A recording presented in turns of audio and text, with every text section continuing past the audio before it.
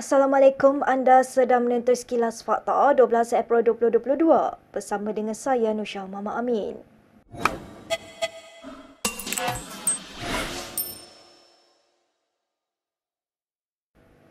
Naib Presiden UMNO Khalid Nordin hari ini menggesa kerajaan agar Menteri Luar Negeri Saifuddin Abdullah digantikan.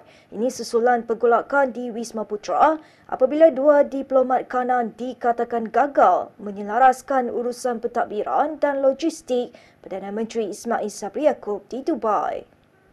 Free Malaysia Today melaporkan Duta Besar Malaysia ke UAE Tariq Sufyan dan Konsul Jeneral Malaysia di Dubai, Hasril Abdul Hamid, diarah pulang kerana kekurangan tetamu berstatus rasmi semasa lawatan Ismail. Tariq dan Hasril merupakan satu-satunya pegawai kanan yang hadir di lapangan terbang itu yang menerima Ismail ketika mendarat di Dubai. Dilaporkan juga tiada pegawai kanan kerajaan dari UAE yang hadir menerima delegasi yang turut termasuk Saifuddin. Khalid berkata apa yang berlaku di UAE adalah memalukan tetapi adalah tidak wajar untuk hanya menyalahkan diplomat dan menteri harus mengambil tanggungjawab. Beliau menambah bahawa Malaysia memerlukan kepimpinan baru di Wisma Putra dan prestasi Saifuddin tidak menyamai kedudukan global Malaysia. Wisma Putra semalam berkata laporan FMT mengandungi maklumat tidak tepat, spekulasi dan dakwaan tidak berasas. Bagaimanapun dalam kenyataannya, Wisma Putra mengesahkan arahan yang dikeluarkan untuk memanggil pulang dua diplomat berkenaan dengan menyifatkannya bukan perkara luar biasa. Ahli perniagaan yang sebelum ini dalam buruan, Niki Liao, hari ini mengaku tidak bersalah atas 26 pertuduhan pengubahan wang haram berjumlah 36 juta ringgit.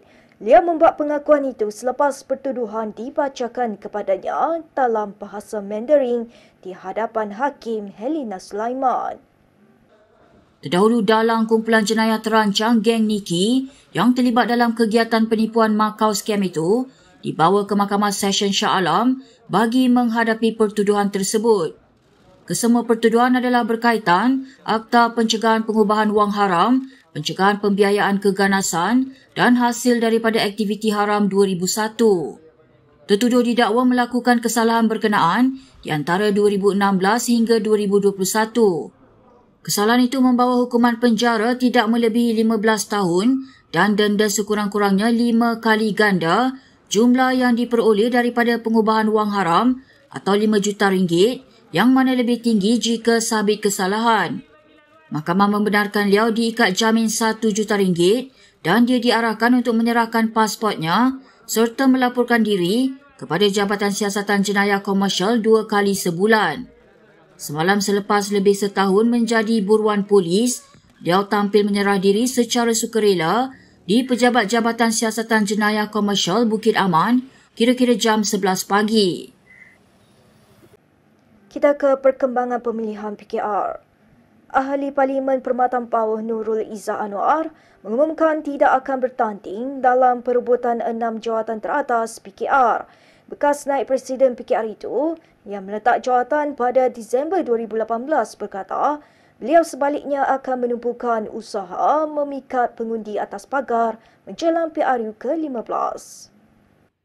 Menerusi tulisannya di Facebook, Nurul Izzah berkata kerjanya akan dilakukan melalui kempen Ayuh Malaysia yang diasaskannya bersama Rafizi Ramli.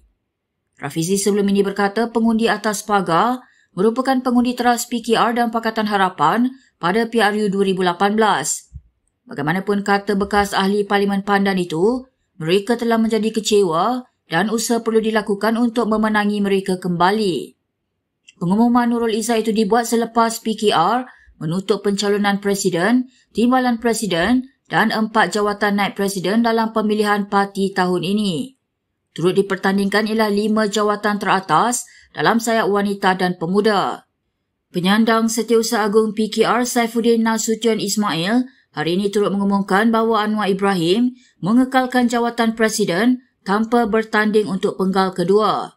Saifuddin sendiri sedang bersaing untuk jawatan Timbalan Presiden menentang Rafizi.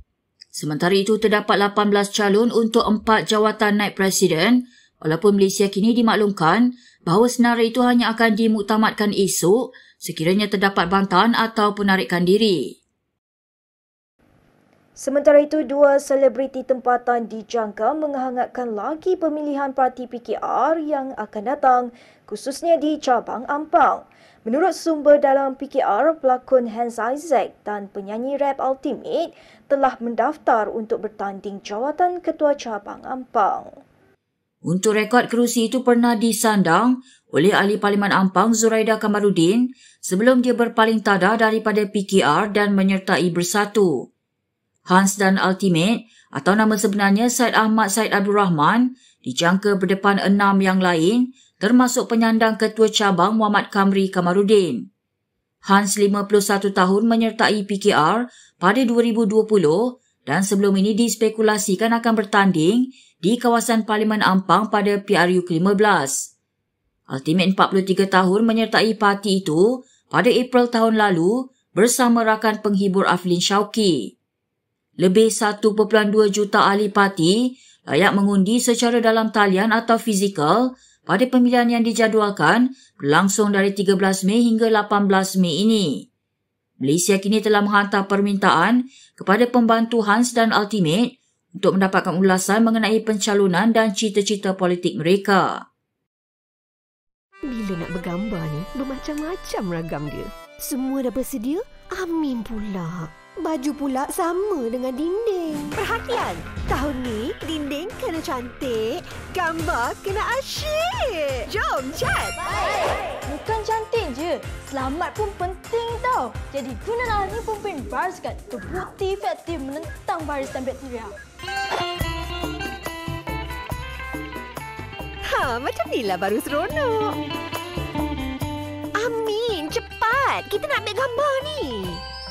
Nippon Paint Virusguard, pelindungan untuk sisi keluarga. Berita seterusnya.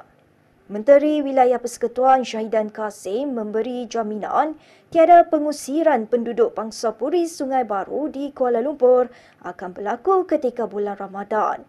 Menteri itu berkata rundingan dengan penduduk akan diteruskan bagi mencari titik penyelesaian berhubung kemelut itu.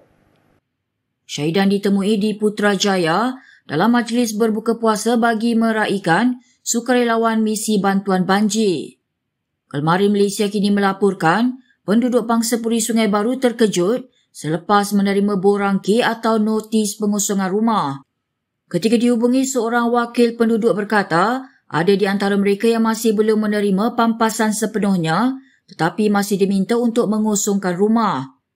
Mengulas lanjut, Syahidan berkata tiada sebarang notis arahan perpindahan dikeluarkan, sebaliknya cuma pengeluaran surat berhubung pengambilan tanah oleh pejabat tanah dan galian. Sementara itu, Jabatan Ketua Pengarah Tanah dan Galian dalam satu kenyataan hari ini berkata, Perbadanan Pembangunan Kampung Baru selaku pemegang hak kepada rumah flat tersebut tiada halangan dan membenarkan bekas pemilik untuk terus mendiami rumah flat yang terlibat sehingga 31 Julai 2022. Baiklah, seterusnya kandungan tajuan ini dibawakan khas kepada anda oleh SW Corp. Kempen Hargai Makanan Elak Pembaziran sempena bulan Ramadan bertemakan #Jom Tapau telah dianjurkan oleh Kementerian Perumahan dan Kerajaan Tempatan KPKT melalui Perbadanan Pengurusan Sisa Pepejal dan Pembersihan Awam SW Corp. Menerusi #Jom Tapau, masyarakat digalakkan agar sentiasa bersikap kesederhanaan serta merancang sebelum melakukan pembelian untuk mengurangkan pembaziran makanan. Kita sedia maklum apabila setiap kali bulan Ramadan, dia akan berlaku pertambahan dari segi sisa makanan yang terpaksa diuruskan. Jadi atas perkara itu, kita fikirkan melalui kempen sebegini, kita mengharapkan ada kesedaran daripada masyarakat. Kesedaran daripada masyarakat ni dua. Satu, pengguna itu sendiri dan juga penjual itu sendiri. Jadi kita harapkan dengan memberi kesedaran kepada kedua-dua pihak, kita dapat kurangkan dari segi pembaziran makanan dan dari segi pembaziran makanan ni, kalau boleh kita tak nak ianya berakhir di tapak perusahaan sampah, tak mahu. Sebenarnya dari segi pembaziran makanan ni, kalau kita urus baik-baik, sebenarnya kita boleh untuk kurangkan ataupun kita boleh gunakan dengan pelbagai cara lagi. Kajian komposisi sisa pepejal mengikut komponen yang diluluskan di 27 tapak pelupusan tahun 2021 menunjukkan 36% daripada keseluruhan sisa yang dilupuskan ke tapak pelupusan adalah sisa makanan dan 24% daripada jumlah tersebut merupakan sisa makanan yang boleh dielak. Ikut perancangan yang telah pun kita tetapkan daripada rumah. Maksudnya kita beli ikut apa yang kita perlukan dan apabila sudah berada di meja hidangan dan juga makan makan mengikut apa yang diperlukan. Kalau tak habis untuk berbuka puasa, kalau dapat kita bawa ke sahur. Juadah yang sama kita bawa ke sahur. Kalau tak habis juga mungkin boleh simpan untuk buat nasi goreng untuk the next day-nya. Macam itulah. Jadi maksudnya selagi boleh makanan ini digunakan, maka gunakanlah. Pihak SW Corp turut menyediakan pelikat hargai makanan, elak pembaziran kepada peniaga dan penjaja di Bazar Ramadan, Jalan Jujur, Bandar Tun Razak untuk bersama-sama menjayakan kempen ini. Dalam masa yang sama, kita juga seru kepada peniaga-peniaga supaya dapat bantu kita dari segi plastik jualannya, menggunakan perkara-perkara yang lebih kepada mesra kepada alam sekitar lah. Jadi saya fikir kerjasama antara peniaga dan juga peniaga ini mudah-mudahan ianya akan mendatangkan satu keputusan yang baik dalam usaha kita melaksanakan kempen ini. Usaha SW Corp bersamamu turut diteruskan dengan aktiviti melawat rumah ke rumah serta menyerahkan bakul makanan kepada golongan B40, ibu tunggal, OKU serta keluarga yang kematian ahli keluarga akibat COVID-19. Berikut beberapa lagi ringkasan berita untuk hari ini.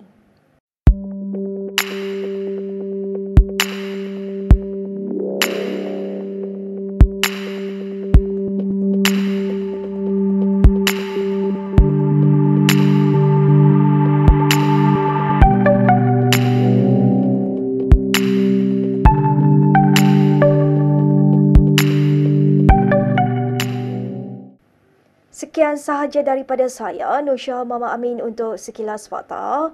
Untuk lebih banyak berita, anda boleh melayari kinitv.com.